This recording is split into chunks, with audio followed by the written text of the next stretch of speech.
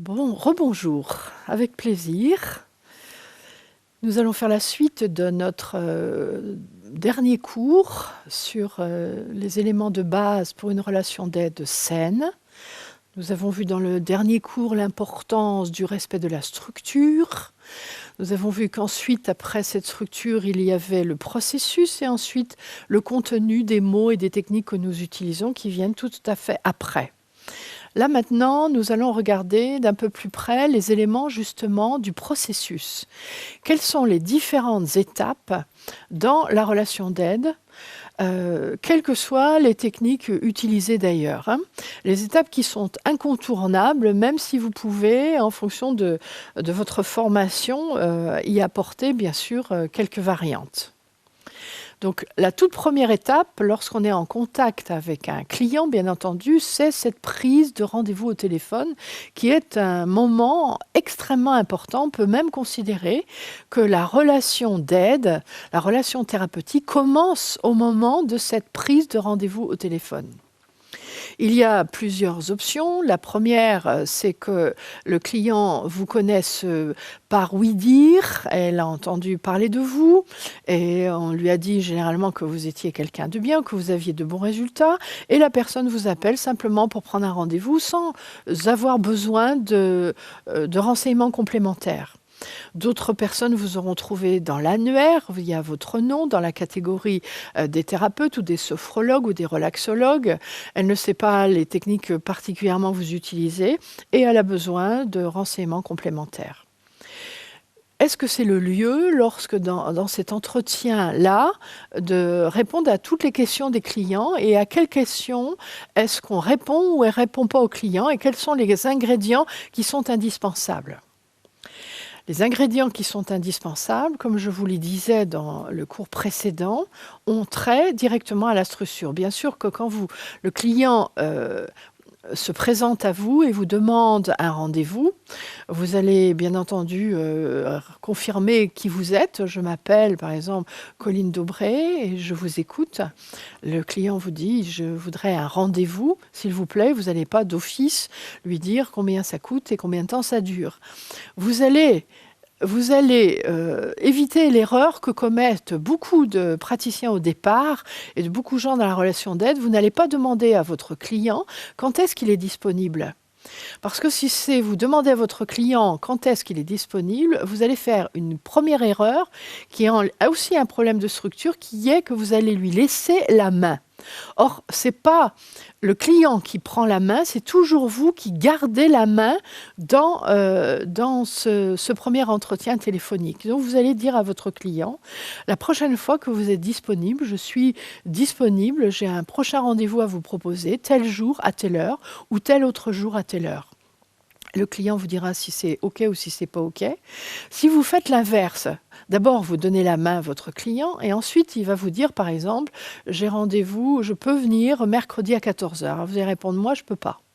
Bien alors je peux venir jeudi à 16h. Ben moi je peux pas. Alors au lieu de lui dire « moi je peux pas », ce qui est en plus extrêmement désagréable à entendre, dites-lui quand vous pouvez et il vous dira s'il peut s'inscrire dans vos rendez-vous ou pas. La deuxième chose très importante, considérez qu'il n'y a jamais d'urgence dans le cadre de la relation d'aide. Pensez au phénomène de sécurité dont nous avons parlé dans le cours précédent.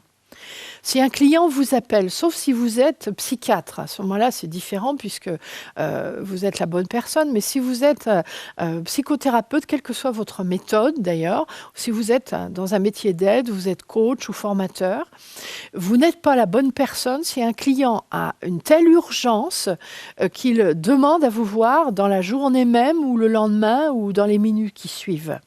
S'il est dans un tel état d'urgence au niveau psychologique, au niveau physique, la bonne personne, c'est le médecin, la bonne personne, c'est le psychiatre, c'est certainement pas vous.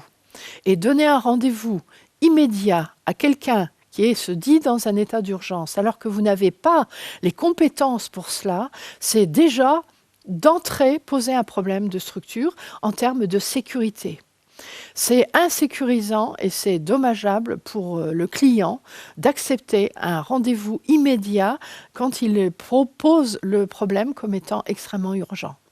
Donc, vous allez lui proposer d'attendre 1 semaine, ce qui va lui laisser le temps de réfléchir, de valoriser le rendez-vous que vous avez ensemble. Et s'il est extrêmement pressé, vous allez lui proposer, et ça va être votre condition pour le revoir, de rencontrer la bonne personne, qui est un médecin ou un psychiatre en fonction de la problématique qui est posée. Donc on est dans ce premier contact téléphone en train de poser le cadre. Le lien, il va être présent dans la façon de répondre, et dans l'accueil que l'on fait de la personne et dans l'écoute. Bien que cette écoute doit être limitée dans le temps. Ce n'est pas le moment pour le client, dans cet entretien téléphonique, de vous exposer en détail son problème.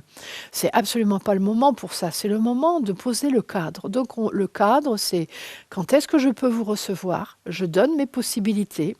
J'écoute les vôtres, on trouve ensemble la bonne solution qui correspond à mes possibilités. C'est-à-dire, je ne vais pas rajouter des heures où je n'avais pas prévu de travailler, je ne vais pas rajouter des soirées ou des jours où je n'avais pas prévu de travailler. Ça sera dans le cadre que moi j'ai décidé.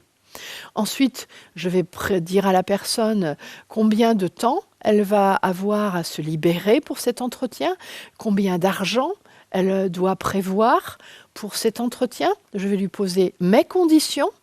Et ensuite, nous pourrons préciser dans un sens comme dans l'autre à quel endroit je suis, donc au niveau géographique, quelle est mon adresse. Je vais vérifier que cette personne, elle a des repères pour trouver mon adresse. Je ne vais absolument pas oublier de prendre ses coordonnées, ne serait-ce que pour prévenir si jamais j'ai un problème, pour prévenir et pour annuler ce rendez-vous ou le reporter. Et je vais prendre aussi son nom, bien sûr, éventuellement son adresse. Ça, ce sont les ingrédients qui sont dans le premier entretien au téléphone. Je pose le cadre, je donne les éléments de base de la structure, de manière à ce que ce premier rendez-vous qu'on va avoir soit déjà inscrit dans un cadre. Et si je ne fais pas ça, eh bien, je suis déjà mal partie pour avoir une relation d'aide de qualité. Donc, la première étape, c'est la prise de rendez-vous au téléphone dans lequel je pose le cadre.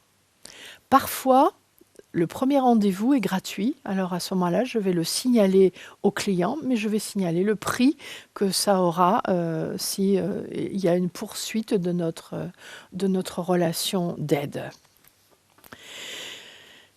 Donc, les éléments importants dans cette première prise de rendez-vous au téléphone, ce sont tous les ingrédients de la structure, en tout cas les éléments essentiels de la structure, l'argent, le temps et l'espace géographique et symbolique. Donc, le fait que je garde la main, que c'est moi qui fixe rendez-vous, que je ne me laisse pas mettre de la pression par le client, que je lui donne des renseignements minimums qu'il a besoin d'avoir pour valider le fait qu'il vient chez moi.